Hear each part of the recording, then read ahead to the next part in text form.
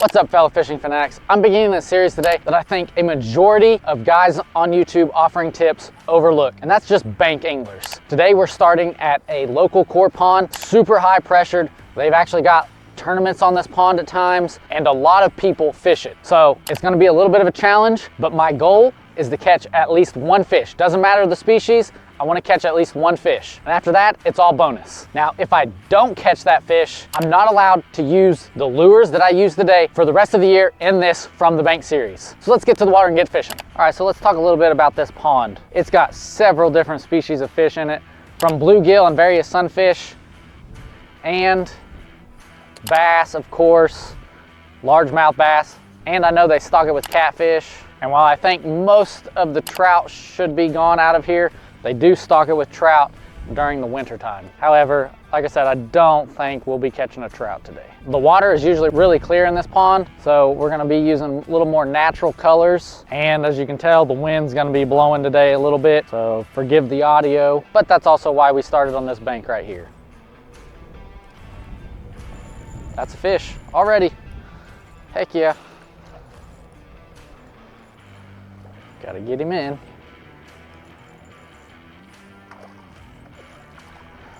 Looks like a bass. Boom. That did not take long. Well, I feel better for the next episode. There he is. Not a big one, but it's a fish just like we wanted. Let's get him back in the water. Send him on home.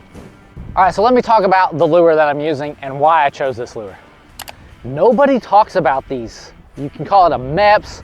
A rooster tail usually has a little bit of feathers on the bottom, but it's a spinner, a very small spinner. This thing is killer in ponds. I've caught fish in rivers, in the lake. Everywhere I go, I can catch fish on this. And yet, nobody talks about it. I don't know if it's some secret, but it's not a secret. It's a super old style lure that I've used for years. So I don't understand why more people don't fish with this. But anyways, now we can relax. Let's go catch another one. So let's talk a little bit about fishing a spinner. The key to catching fish with a spinner like this is honestly making sure that it's spinning. I can't tell you how many times that I'll cast one out and it's just not spinning properly. And as you fish with it more and more, you can really tell when it's spinning and when it's not. You should be able to feel a little bit of that drag in the water, and it just kind of makes it feel a little bit heavier. Oh, I missed him. So I like fishing a spinner. I don't really like it in the weeds just because it does have that treble hook and it's more likely to get snagged along the weeds and stuff, over the tops of rocks, over the tops of the weeds, or along the edge of a weed bed is incredible. And I think that's because it just mimics a little bait fish so well, and they can either see it flashing or they can feel the vibrations with their lateral lines. Either way, it's an excellent lure for clear water like this, murky water, and fishing it just about anywhere. So back to how to fish it. It's super simple, and I think that's why it's just so effective. You're just gonna cast it out wherever you want it, let it sink to your desired depth, and begin reeling it. Sometimes you will need to reel it faster, sometimes you'll need to slow it down, but you always wanna make sure that you feel those blades spinning, like I said. And then after that, the lure just does the rest. Oh no. Got it out. Now, as you can tell, I am using a ultra light rod and reel, so you don't have to have big heavy bass fishing gear catch fish with this. Now, if you are targeting bass specifically, I probably would recommend a little bit bigger setup, although catching bass on this ultra light rod and reel is a blast, because even little ones like that one I just caught take the drag and they run with it, and it's a fight, not just reeling them in. So I highly recommend getting an ultralight rod and reel, but this can be used with other heavier spinning gear. I've thrown heavier spinners on bait casters, but one about this size is usually just a little bit too light, especially on a windy day like today. All right, let's move on down here. So if you've watched many of my other videos, you know that I fish here quite often, and so I kind of know what these fish want and what they don't want. Although I haven't fished here in a few months, so I'm kind of trying to still figure it out for today. With that said, continuing on with the series, I'm gonna fish several new places that I've never been to before. That way you can kind of understand how I break down a new area if you're completely new to fishing and don't understand, like, you know, okay, I can go fishing at a public beach or whatever, but usually those aren't the best places. And just because it allows fishing doesn't always mean you should go there. So in future videos, I'll break all that kind of stuff down. But until then, let's get back to fishing.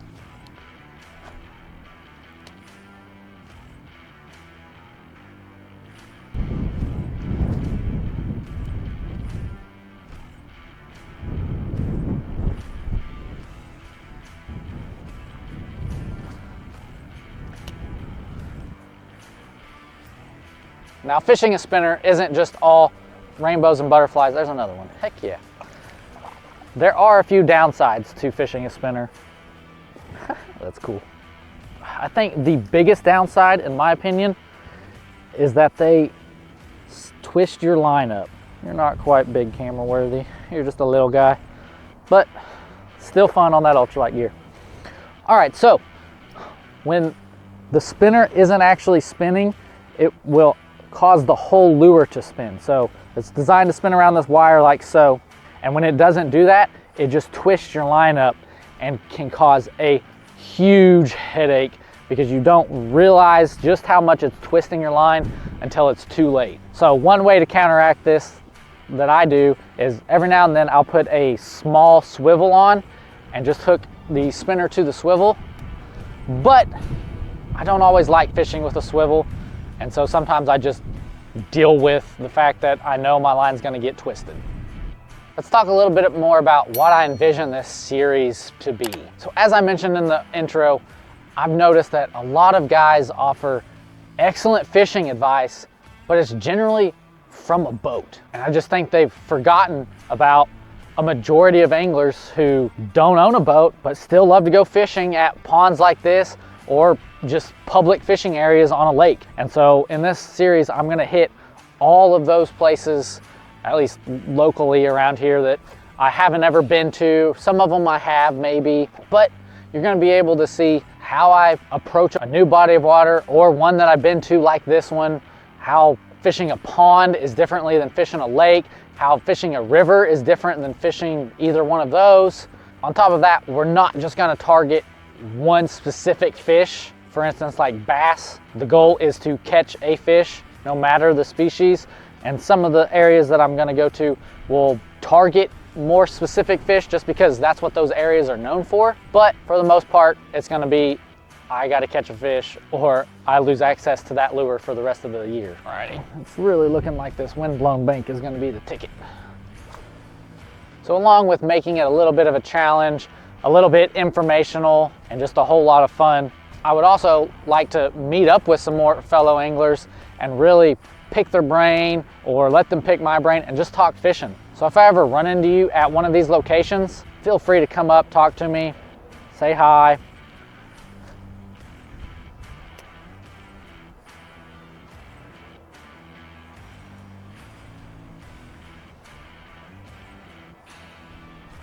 Alrighty, we moved to the calm side just to check it. I'm not anticipating a whole lot of action here, so probably not going to spend much time.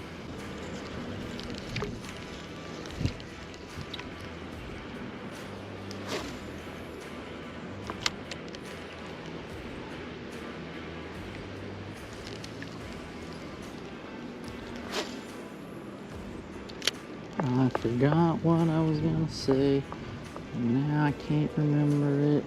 This is what I was talking about, the line twist, the dreaded line twist. It's all twisted up, so I'm gonna take a minute and try to untwist it all. Well, probably not all of it, but just let that lure spin back in the direction that it wants to go and let my line get untwisted, at least a little bit.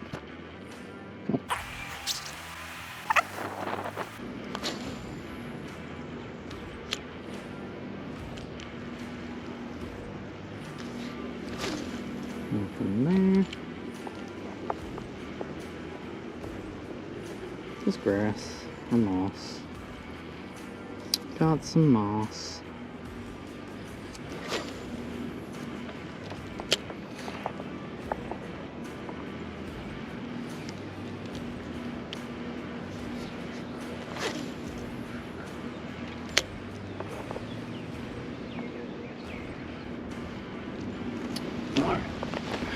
Not getting bites in the calm. Let's go to the windy side.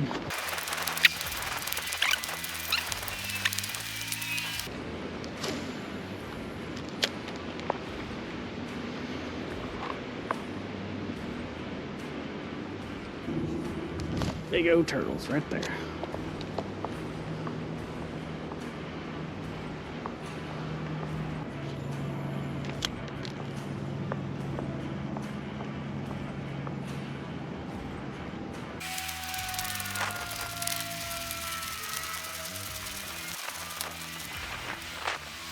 Alrighty. Nice little spot here.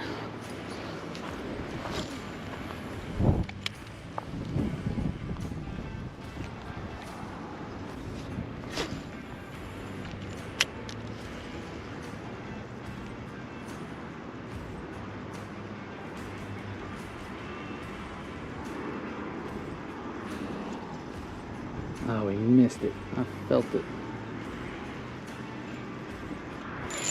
Whoa!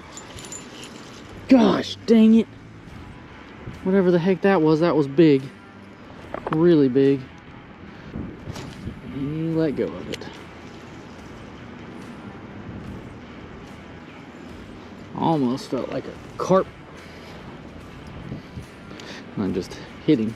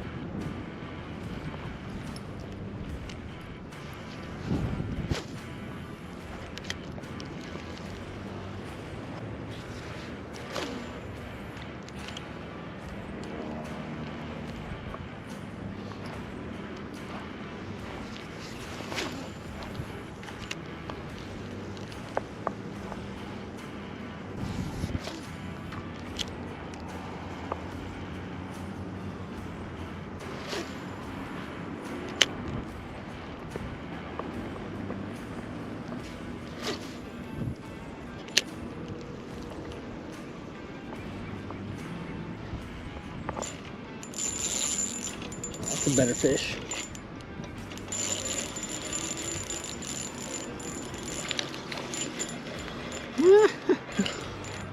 He hammered it.